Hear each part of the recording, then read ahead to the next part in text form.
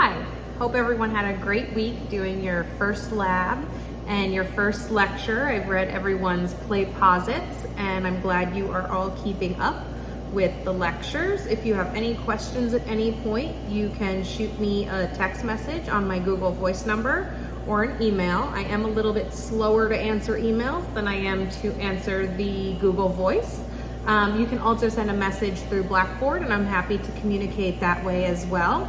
Just a friendly reminder, you do have two instructors.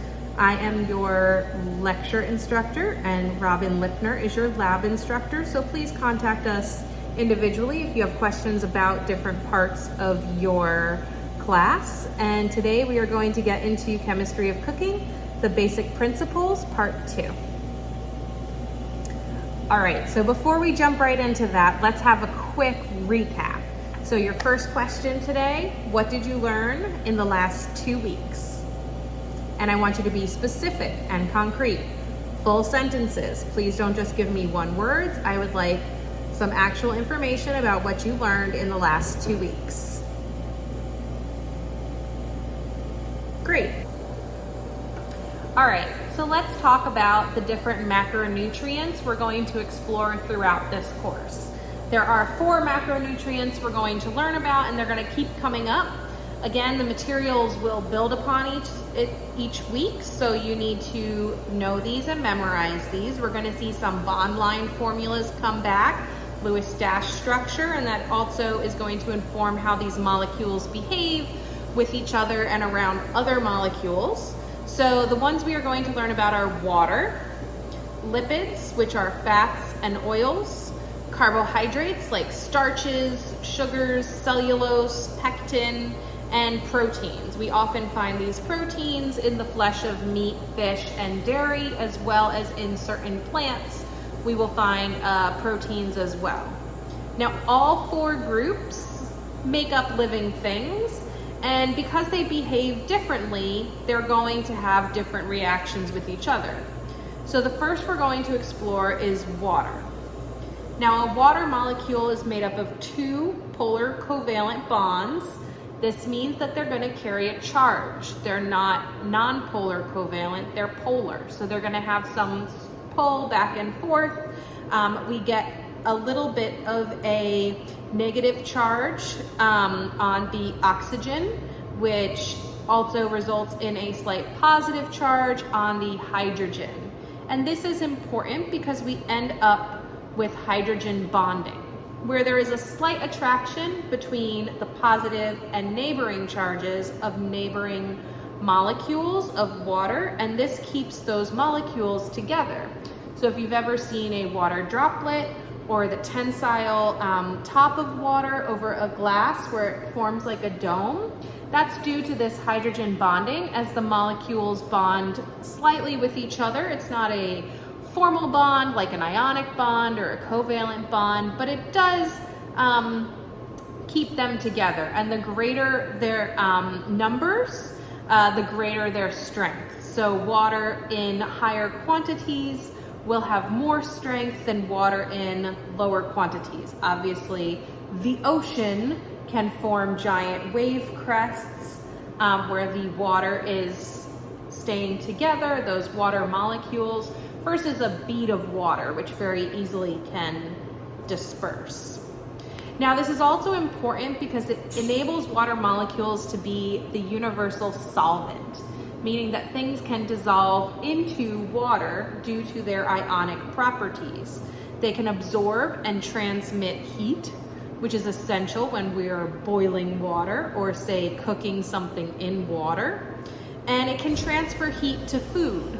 Oftentimes we use the heat of a water molecule to actually cook our food. It can also dissolve any polar substance. So for instance, something like salt, which carries a slight charge, will dissolve in water. Same with sugars. And it regulates changes in the environment, which we refer to as pH. Now, water has a specific heat, which is the amount of energy needed to raise the temperature of a substance by 1 degree. So different molecules have different specific heats.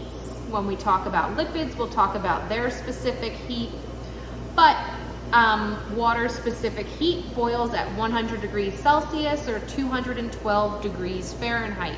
And at this point, large amounts of energy are absorbed and the hydrogen bonds break, and water moves from a liquid state into a gaseous state in the form of water vapor.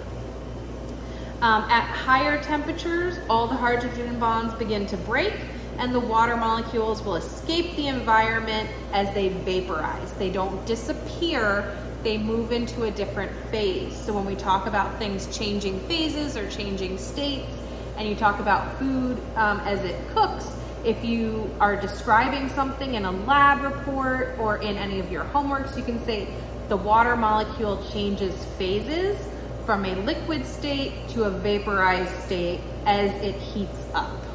So if you see something is shrinking, chances are water is being changed from a liquid state to a vaporized state as that molecule heats. All right, now it can also form hydrogen bonds with ions, meaning salt or ionically bonded compounds. And this is why table salt is dissolved into water. So the chlorine and the sodium in table salt are surrounded by the water molecules and allows them to dissolve. Now, one of the things that's really important when it comes to cooking is the pH of a solution. This is the percent of hydrogen, percent of free hydrogen ions in a solution. As the hydrogen ions increase, the pH will increase. And this can be a little challenging if you haven't dealt with pH before, because what ends up happening is as it increases, the number becomes smaller. So the more hydrogen in a solution or the lower the pH, the more hydrogen. So when we think lower pH, we think the number getting smaller. Whereas when we say a higher pH, something is going to be more basic or alkaline, and that is going to move lower pH, meaning that the number becomes bigger. The scale runs from 1 to 14, with 7 being neutral, between 1 and 7 being acidic, and between 7 and 14 being basic. And we'll see throughout the semester how things being acidic or basic or changes in pH will affect some of these macromolecules that we're dealing with. So again, this can affect the chemical reactions that occur during the cooking process. And certain foods that we commonly use are more acidic or basic than others. For instance, lemon juice is a very strong acid. It has a pH of around 2.1. So that's a very strong acid. Whereas if you are dealing with, let's say, a apple cider vinegar, it is going to be fermented to around 5% acidity. So it's a very different pH than lemon juice, being much stronger. So let's take a minute to keep calm and recap. What did we just learn about water? Tell me one thing you learned about water. Great. Now let's talk about pH. What does pH refer to? What does pH stand for? And why is it important in cooking? Wonderful. What kind of molecule is water? What kind of bond are we talking about? And why is this important when it comes to cooking? Excellent. So, water is an ionically bonded molecule between hydrogen and oxygen, and it carries a charge, which makes it a universal solvent. And this is really important to cooking. Things can dissolve in water. It can also transfer heat. It boils at 212 degrees Fahrenheit or 100 degrees Celsius, and this is when the hydrogen bonds break and the water moves from a liquid state into a vapor. It often can be one of the factors in foods cooking and changing state within the actual food item. And it is ionic, so it is the great dissolvent. Everything that is charged will dissolve into water, meaning any form of salt. A lot of starches will also dissolve into water. Carbohydrates, we'll talk about that when we get to them. And yeah, that's all about water. Now let's move on to lipids. Lipids refer to fats and oils. So whether something is a fat or an oil, we're going to call it a lipid. And lipid is the overarching brand of molecule that we are talking about. Now, they add flavor and smoothness. They're often a cooking medium. So we use oils and we use animal fats in order to cook our foods because they can regulate high heat cooking. They have a very high specific temperature, the temperature at which they boil, which allows us to raise the temperature of the molecules that they are surrounding and create some wonderful crisp texture of our food. Everyone loves French fries and fried food because of that crisp crunch, and that's generally achieved with the use of a lipid like oil or fat. Now let's take a look at their structure. They're made of really long carbon chains. We can see this represented by the bond line formula of this long zigzag.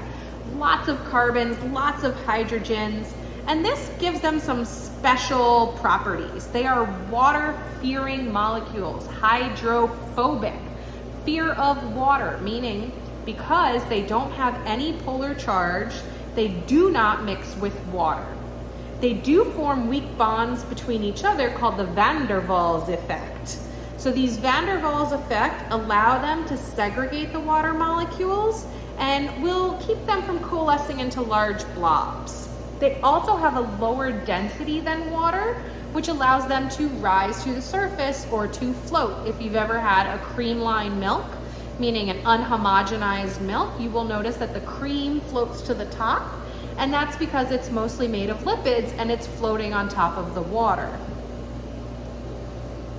Now, we have two types of fatty acid chains that we're going to deal with this semester and in food in general. The first are saturated. What does it mean when something is saturated? Exactly, it means that every space is taken up. If I say this sponge is saturated with water, it means it's full of water. So a saturated fatty acid, a saturated fat, is going to have every space in that carbon chain filled with a hydrogen. And these form a really solid structure. Generally, we're talking about animal fats, and these are going to be solid at room temperature. Unsaturated fatty acids, meaning they're not fully saturated, are going to have some kinks in their chain. And this gives them more of a free-flowing structure. Generally, we're talking about oils. At room temperature, they're going to be free-flowing. So oils are generally unsaturated, fats are generally saturated, fats are generally solid at room temperature, oils are generally liquid at room temperature. And I'm using this word generally, very specific. Can you think of a fat that is not solid at room temperature? Or can you think of an oil that is solid at room temperature? That's right, coconut oil. Coconut oil is made of unsaturated fatty acids, meaning it has this branch structure, but it appears solid at room temperature. Only as it's heated does it begin to disperse into more of a liquid.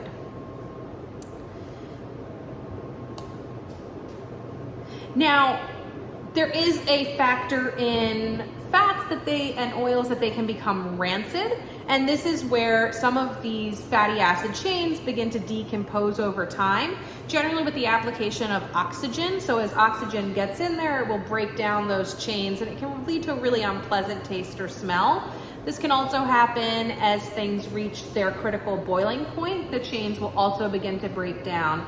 If you ever had like some French fries from a restaurant or fried chicken and it tasted really off, but the meat itself tasted okay, that was probably because they haven't been changing their fryer oil enough. And it's starting to decompose, and it's not bad for you, it just has a really off-putting flavor. Now, lipids don't melt at the same exact temperature point. They have different melting points. So if we're talking about butter being spreadable at room temperature versus, let's say, a avocado oil, which has a very high smoking point, they range depending on what they are, and this is their ability to break the van der Waals effect. So just like water is trying to escape those hydrogen bonds, these lipids are trying to escape the van der Waals effect. And that is their smoke point. So let's talk about what we just learned about lipids, these long chain molecules. What's one thing you learned about a lipid that you didn't know before? Great. Now, if I'm talking about a fat, they're generally what at room temperature? How do I know I'm talking about a fat? And how do I know I'm talking about an oil?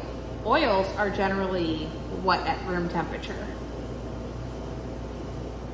Very well. So fats are going to be solid at room temperature, generally, and oils are going to be generally liquid at room temperature.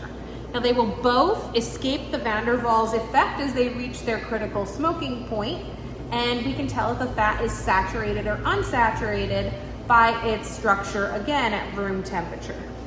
Saturated fats tend to stack up like bricks. These are the ones that can cause high cholesterol, can clog our arteries, whereas unsaturated fats, because they're free flowing, they tend not to stack up in the same formation. Let's keep moving right along. We're going to talk about carbohydrates now. Carbohydrates are composed of carbon, oxygen, and hydrogen, the same as lipids, but they have one carbonyl and several hydroxyl groups. So one of the ways that we can identify a carbohydrate is by their cyclical structure. So we see they are generally 5 or 6-sided structures. They can be simple carbohydrates, just one cyclical structure, or they can be complex carbohydrates, many of these cyclical structures. And some carbohydrate trains are very, very big. So either way, they're going to be made up of saccharides. Saccharides meaning sugar. So all carbohydrates are made of sugars, either a 5-carbon or 6-carbon sugar. A 5-carbon sugar like ribose or deoxyribose are components of RNA and DNA, whereas a 6-carbon sugar like glucose or fructose are galactose, fructose is a 5-carbon sugar, are going to be the chemical source of energy for all living things. And these help us to accomplish our cell functions. Now, carbohydrates can also be, like I said, complex, meaning polysaccharides, many sugars. So they're going to be poly, many, saccharide, sugar, and these are going to be these long sugar chains, and this depends on exactly what their purpose is. So some form these sugar polymers known as polysaccharides. So if we take a look at starches, starches are made of glucose in 2 different forms. We have amylose and amylopectin. Amylose is going to be a shorter, straight structure, whereas amylopectin is a much longer branch structure. And these are going to stack together, forming solid microscopic granules. When cooked in water, these granules will absorb the water, swell, and release the starch molecules. And as they cool, they will rebond to form solid gels. We'll talk about that a lot more in our sauces lecture, in exactly how these molecules behave when they're swelling with water and setting into gels. Now, do you think amylose or amylopectin is better at gelling? Yeah, amylopectin is definitely better at gelling because as these branched molecules come together, they create a net, much like a fishnet type of structure, and they trap the water molecules in there and impede their free movement, creating gels and the appearance of thickness. Now, oleosaccharides, these are dietary fibers, and these pass through our body. We have the inability to break them down. So these are dietary fibers which are necessary, much like a broom moving things through our colon, if you know what I'm talking about. And these help to keep us regular with our bowel movements. They are necessary for our bodies, And we can't break these down into simple sugars. So these go through as indigestible fiber, and this is often found in plants, in their structure like beans, cabbage, Brussels sprouts, broccoli, asparagus, heavy in the Brassica family, which contains most of those vegetables. Now, carbohydrates are also used for energy storage, glycogen, which stores in the liver and muscle of animals, and this gives us our energy. So, carbohydrates have a couple different roles to play. The first is that they give structure to plants, and cellulose provides that structure for these vegetation, and also they give us our energy. They can also be stores of information like RNA and DNA, which are made of complex carbohydrates. So, let's recap. What did we just learn about carbohydrates? What's one thing you learned about carbohydrates that you didn't know before? Excellent. Now, we've got two types of carbohydrates. We've got monosaccharides and polysaccharides. What's the difference between them? Great, their structure. Monosaccharides are made of one sugar structure, a cyclical cell, and the polysaccharides are made of many sugar molecules bonded together, anywhere from 2 to hundreds. Now, when we talk about carbohydrates, we're talking about their functionality. What's some of the functionality of carbohydrates? What do they do in our food system? That's right, you can say anything like they give structure, energy, they store DNA and RNA. They're really critical. We can't cut carbohydrates out of our diet entirely because our bodies really do depend on them. All right, we've done great on carbohydrates. We've got one more molecule to go. Just taking a sip of my water before I keep going. Did you take a break? You know you can pause this video at any time and come back to it. You don't have to watch the whole thing at once. But let's keep moving on and let's talk about proteins. So proteins are the building blocks of life, and these are the largest molecules we're going to talk about. Now, when proteins are exposed to different elements, they can change stages. So they begin in their natural state, and then they'll move on from there. Now, they are polymers of smaller units called amino acids. And as these 20 different amino acids rearrange in different forms, they create different types of proteins. And they can be composed of anywhere from 12 to hundreds of amino acids. Short chains of amino acids are called peptides. They're generally used in enzymatic reactions. Now, they have different variety of chemical natures due to their specific side chain. They can be polar, they can be non-polar, they can have sulfur S hooks, which help them to bond. They can react as an acid or a base. So these are some of the most versatile molecules that we deal with. Now, when three factors are imposed on proteins, they're going to begin to change phases. So they're going to go from their natural state, where they're folded up on themselves, and they're going to first denature. They're going to open up, creating a long protein molecule. And at this point, they can go back to their natural state. So once they've denatured, they can return to their natural state. I'd encourage you to do this with me, because we're going to keep doing it throughout the semester. So they're in their natural state, and then they denature. Now, if one of those three things, heat, acid, change of pH, or physical agitation, again, we're talking about heat, change of temperature, high acid or change in pH, or physical agitation, meaning I'm whisking or beating or manipulating that protein, they're going to move from their natural state and they're going to denature. Once they've denatured and opened up, those protein chains unfurling, creating these super long molecules, then they're going to grab onto one another like if we were all together and holding hands, and they're going to form a coagulation. Coagulation is a solid state. There is no return to their natural state from coagulation. Sorry about that interruption, we're back. So, proteins have coagulated, meaning that they have launched onto other proteins, they're forming a solid mass, and if those three things, what are they? What are the three things that can act on them? That's right.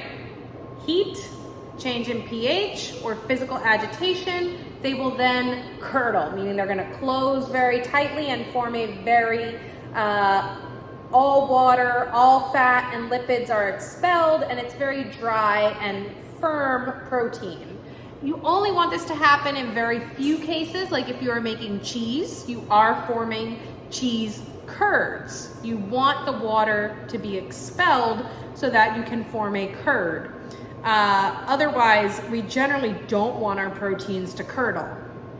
If you've ever tried an egg white omelet, and it was the texture of rubber or had overcooked calamari or shrimp, and it was also very rubbery, what you're experiencing is a high protein food with very little water and fat that has then curdled. So it has reached past that coagulation stage and moved all the way to curdling, and it's generally a pretty unpleasant sensation.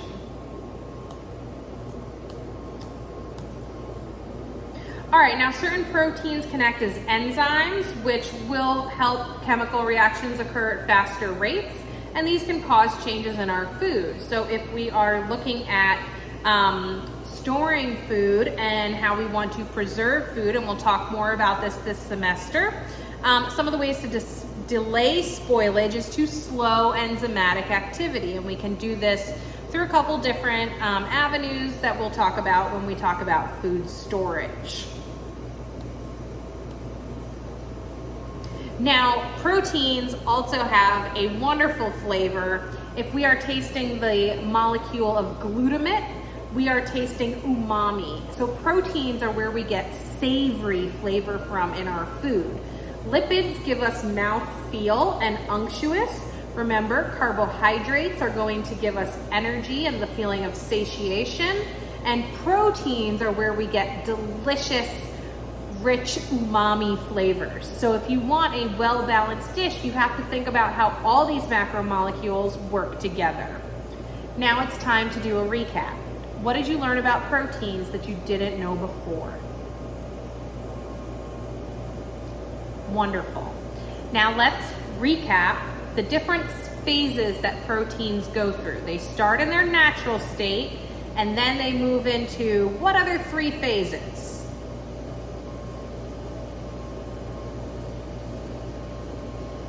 That's right, they're gonna denature, they're going to coagulate and curdle. So you can remember that these proteins are these long molecules. They start in their natural state. If three things act on them, what are the three things that can cause them to change phases? Change in pH. Sorry, I didn't mean to do that. Change in pH, change in temperature, and physical agitation. And you see that if you look at like egg whites. If you're whipping egg whites and they're going up in volume, we're physically agitating them, and that's causing them to expand. They're denaturing. They're not coagulating, which is when you get to like very dry egg whites. If you've ever over whipped them and seen the water start to run out, it almost appears like it's going back, and then it's got this like clumpy, very dry egg white mixture in the middle. They're beginning to coagulate because you physically manipulated them a little too far. So we've gone past denaturation into coagulation, and after coagulation, curdling. Proteins are really important in our food. We're going to talk about all four of these macromolecules throughout the semester, so definitely know what they are and know what their structures look like, because that's really critical. So let's do a quick recap. Which structure is a cyclical structure? It can be 5 or 6 sided, but we're going to see it look like a cyclical ring structure. Which macromolecule has a ring-like structure? Carbohydrates, very good. These macromolecules are made of long carbon chains, carbon and hydrogen, long carbon molecules. They can be straight or they can be branched. Which one of these are we talking about? Carbon-hydrogen chains, long molecules. Lipids. And remember, if they're straight, they're saturated, generally a fat. And if they are branched, they are unsaturated, generally an oil. Now, what about a molecule that is the universal solvent? Many things will dissolve in this. It is a polar molecule with hydrogen bonding at play. Water. We're talking about the universal solvent, water. Also a way that a lot of our food cooks. We'll talk about that when we get to how microwaves work. And finally, this molecule is the longest in the world, and it is critical to the structure and function of our cells and also our food, and it gives it its savory flavor. Protein. We're talking about protein. Wonderful. If you have any questions, now's your time to ask them. Great. If you're not sure of any of these macromolecules or anything confuses you at the end of this PlayPosit video, please feel free to email me or again, shoot me a text at my Google Voice number. It's listed under faculty information in your Blackboard, and I'll see you in 2 weeks. Don't forget to do your quizzes and your other readings, which will help to supplement this lecture. Have a great week. See you soon.